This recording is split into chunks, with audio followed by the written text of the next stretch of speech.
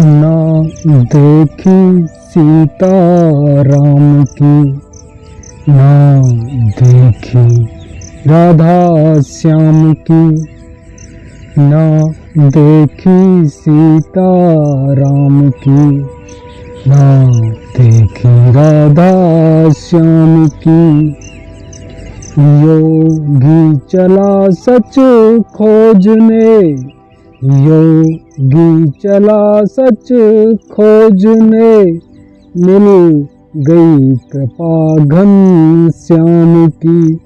जय बोलो राधे श्याम की, जय बोलो सीता राम की, जय बोलो राधे श्याम की, जय बोलो सीता राम की।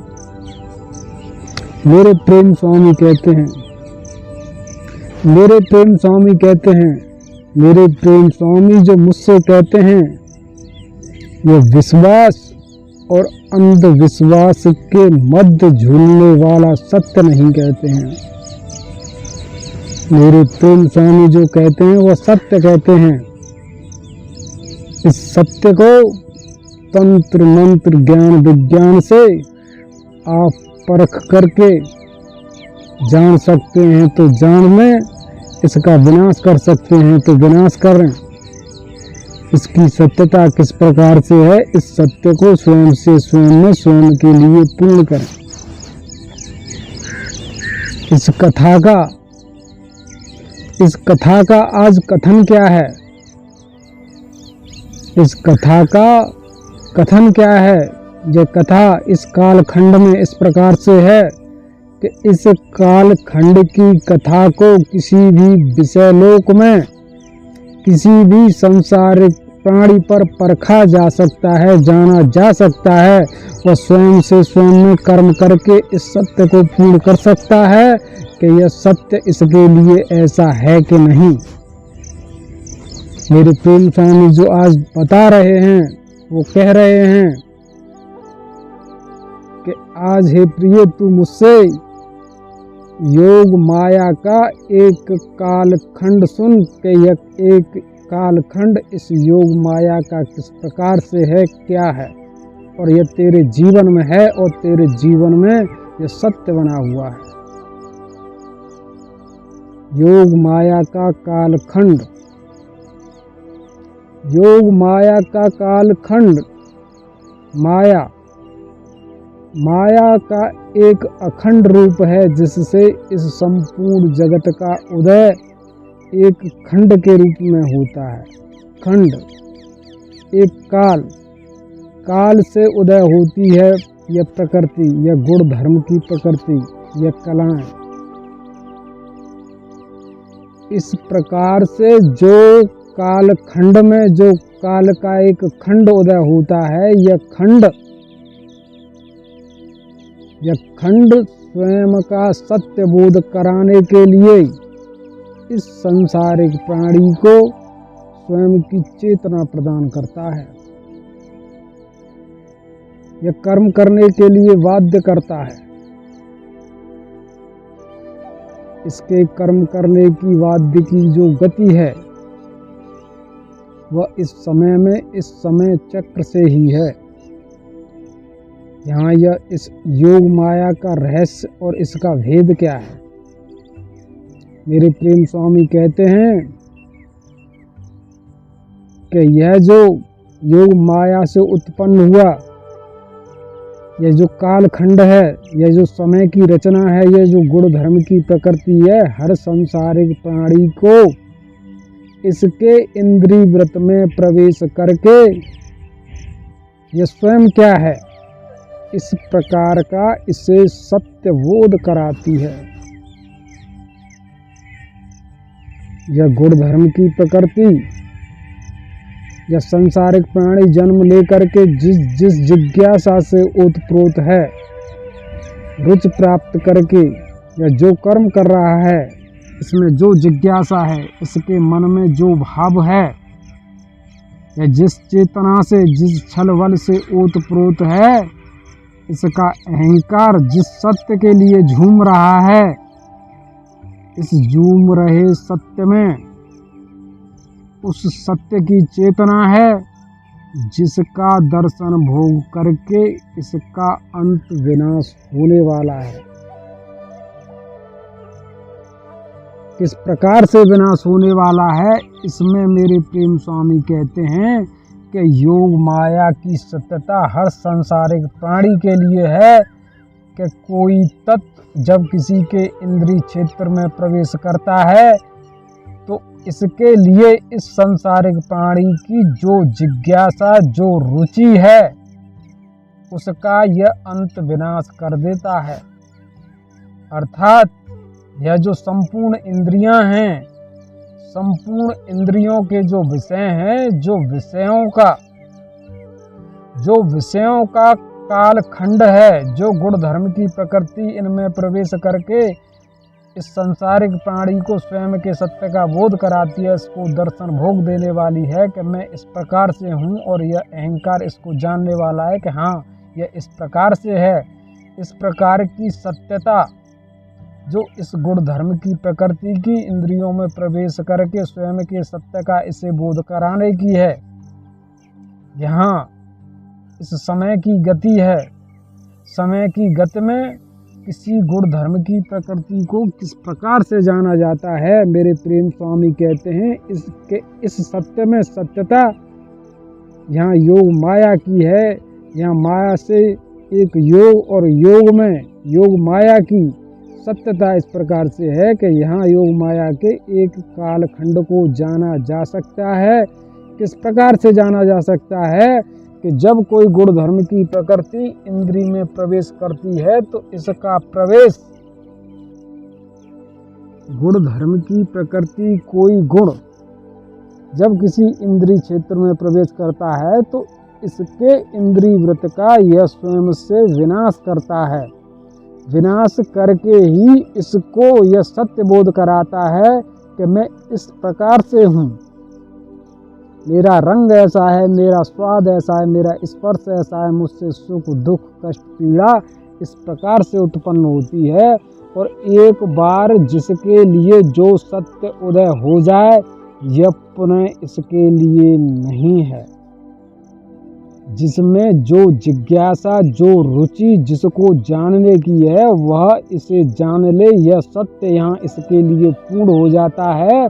और इस सत्य को किसी प्रकार के तंत्र मंत्र ज्ञान विज्ञान से कोई सांसारिक प्राणी स्वयं के लिए पुनः पूर्ण नहीं कर सकता।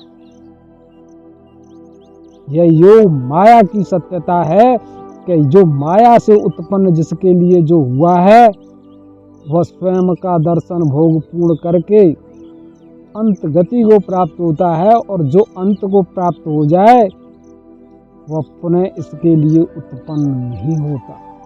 जिसकी जिज्ञासा, जिसकी रुचि जिस सत्य को जानने में है, अगर वह उस सत्य को जान ले तो इस सत्य की सत्यता इसके लिए पूर्ण हो जाती है। और जो जिज्ञासा, जो रुचि इसको जानने की, इसको जानने से पूर्व में थी वह इसके लिए फिर नहीं है। इस जिज्ञासा को, इस रुचि को पुनः किसी प्रकार से उत्पन्न नहीं किया जा सकता। मेरे प्रेम स्वामी की यह प्रेम कथा है कि एक बार जिसके प्रति तेरा प्रेम करके इसका दर्शन भोग करके स्वयं का विनाश पाले, इस प्रेम को पुनः उत्पन्न नहीं किया जा सकता। प्रेम का यहाँ अंत हो जाता है। जहाँ प्रेम पूर्ण हो करके स्वयं के सत्य का विनाश कर ले, इस प्रेम को फिर पुनः उदय नहीं किया जा सकता।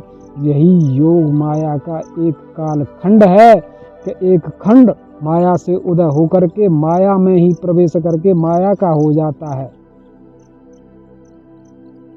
एक खंड गुण धर्म की प्रकृति का इस माया से उदय होता है। वह माया से उदय होकर के बढ़ता है, स्वयं का विस्तार करता है, विस्तार करके शीर्ष गति को प्राप्त होता है। जहाँ यह इसकी शीर्ष गति होती है वहाँ अहंकार इसको चाखता है, इसका स्वाद लेता है। अहंकार जहाँ जिसका स्वाद ले ले, इसकी जिज्ञासा उसी क्षण विनाश को प्राप्त होती है। जिसको देख ले, जिसको सुन ले, जिसको खा ले, जिसको पी ले, जो प्रथम बार, जो पहली बार दर्शन भोग है, इस दर्शन भोग की सत्यता से इसकी जिज्ञासा, इसकी रुचि का विनाश हो जाता है। माया से उत्पन्न हुई प्रकृति माया में विलय हो जाती है। इसको निकाल करके, इसको खोज करके पुनः स्थापित स्वयं के लिए नहीं किया जा सकता। और सांसारिक प्राणी के लिए यह सत्य इस प्रकार से इस योग माया का एक जो कालखंड है, जो सूक्ष्म सत्यता है, इस प्रकार से हर सांसारिक प्राणी के लिए है कि हर सांसारिक प्राणी इस दौर से गुजर रहा है। और जो सांसारिक प्राणी इस सत्य को स्वयं से जिस तीव्र गति से पूर्ण करता है, उसका विनाश उसी तीव्र गति से होता है। किस प्रकार से विनाश होता है? जिसकी जिज्ञासा, जिसकी रुचि जिस सत्य में है, जिसका अहंकार जिसे जानने के लिए बढ़ा हुआ है, वह जिसको जानता है, योग माया से इसका इसी प्रकार से विनाश होता है। और इसमें जो जानने की जिज्ञासा है, वह रुचि है, वह गिरती रहती है। जिस प्रकार से कोई पिंड आकाश से धरती पर गिरता है, तो इसमें तीव्रता, जिसमें गति किस प्रकार की होती है, उसे पहले जाना जाए। वह तीव्र वेग से पृथ्वी की ओर गिरता है। यह पृथ्वी का आकर्षण है या उसका प्रेम है? जब कोई पिंड ऊपर से गिरता है तो गिरते हुए धरती पर आता है, और धरती में भी अगर एक कूप बना दिया जाए, एक गड्ढा बना दिया जाए, इस प्रकृति को, इस पृथ्वी को भेद करके इसको आर पार कर दिया जाए, तो यह पिंड इसमें गिरते हुए उस अंतिम सत्य को प्राप्त होता है कि जहाँ धरा भी न हो। पृथ्वी में एक कूप बना देने पर और उस कूप में इस पिंड को डालने पर, यह कूप इस पृथ्वी के आर पार है, और इस आर पार कूप में इस पिंड को डाला जाए तो यह पिंड इसमें गिरते हुए उस केंद्र को प्राप्त होता है कि जहाँ फिर यह स्वयं की यात्रा का अंत कर देता है, अर्थात जो इसके गिरने की सत्यता है उसका अंत हो जाता है, यह ठहर जाता है। इस प्रकार की जो सत्यता यहाँ इस पिंड की है, इसी प्रकार से सत्यता इस गुण धर्म की प्रकृति की है कि जिसका स्वाद ले रहे हैं, जिसको जान रहे हैं, उसको जाना जाए तो वह सत्य इस गुण धर्म की प्रकृति का रसातल में चला जाता है। जिसे आप जान रहे हैं, जिसके प्रति आप में जिज्ञासा है, रुचि है, जिसमें स्वाद आ रहा है, जिसमें आनंद आ रहा है, जिसको देखने में, जिसको सुनने में यह मन लग रहा है, इस रुचि का, इस जिज्ञासा का, इसको देखते रहने पर, इसको सुनते रहने पर, इसको खाते रहने पर, इसका अंत इसी प्रकार से हो जाता है कि फिर इसमें कोई जिज्ञासा, कोई रुचि नहीं रहती और यह जीवन नीरस हो जाता, नीरज हो जाता।